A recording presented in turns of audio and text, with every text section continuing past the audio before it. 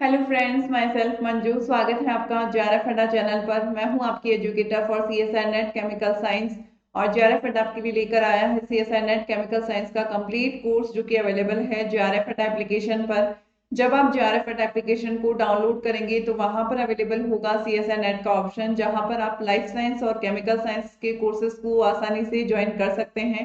और हमारा जो बैच है वो एग्जाम की बाद यानी कि 26, 27, 28 दिसंबर के बाद जल्द ही लॉन्च होने वाला है। और उसमें हम यूनिट वाइज एक एक टॉपिक को कंप्लीटली कवर करेंगे, यूनिट वाइज क्वेश्चंस को और क्वेश्चंस की हम प्रैक्टिस करेंगे और प्रीवियस ईयर के क्वेश्चंस पेपर को सॉल्व करेंगे। और आपकी जो पीडीएफ है और पीडीएफ के फॉर्म में आपको नोट्स अवेलेबल करवाए जाएंगे और जितना भी कंटेंट है वो आपको अवेलेबल करवाया जाएगा। और इस कोर्स की जो वैलिडिटी है वो आपकी 1 साल के लिए रहेगी। और आज हम डिस्कस करने वाले हैं कि क्या डिफरेंस है परसेंट और परसेंटाइल में, यानी कि सीएसआई नेट एग्जाम में क्या डिफरेंस होता है आपका। एक तो होता है परसेंट और एक आपका क्या होता है, परसेंटाइल होता है। तो देखिए, कोई अगर आपसे ये कहे कि 100 परसेंटाइल हमने अचीव किया है सीएसआईआर नेट एग्जाम में, सीएसआईआर नेट एग्जाम में हमने 100 परसेंटाइल को अचीव किया है, तो 100 परसेंटाइल का कभी भी मतलब 100 परसेंटाइल का कभी भी मतलब ये नहीं होता कि उस स्टूडेंट ने 100% मार्क्स को अचीव किया है।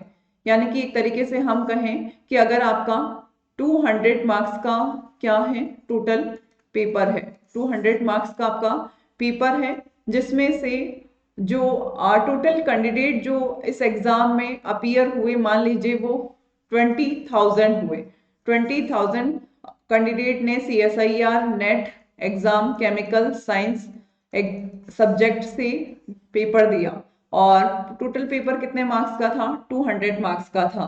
उसमें जो फर्स्ट रैंकर है, आपका जो फर्स्ट रैंकर है, उसके जो टोटल मार्क्स है वो कितने आए, 125 आए।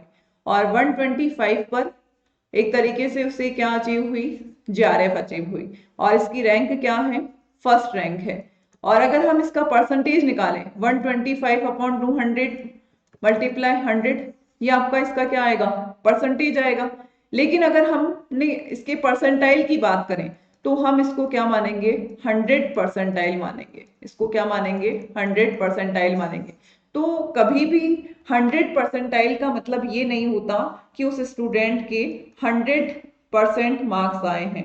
100 परसेंटाइल का कभी भी मतलब ये नहीं होता कि जितने मार्क्स का टोटल पेपर था यानी कि 200 में से उसके 200 मार्क्स आए हैं, ऐसा नहीं होता। जो फर्स्ट रैंकर है टोटल कैंडिडेट में से, उसके जो मार्क्स आते हैं, चाहे वो 120 आए, चाहे 115 आए, चाहे 125 आए, तो वो जो सबसे फर्स्ट रैंकर वाले के जो मार्क्स होते हैं वो क्या होते हैं, आपके 100 परसेंटाइल माने जाते हैं।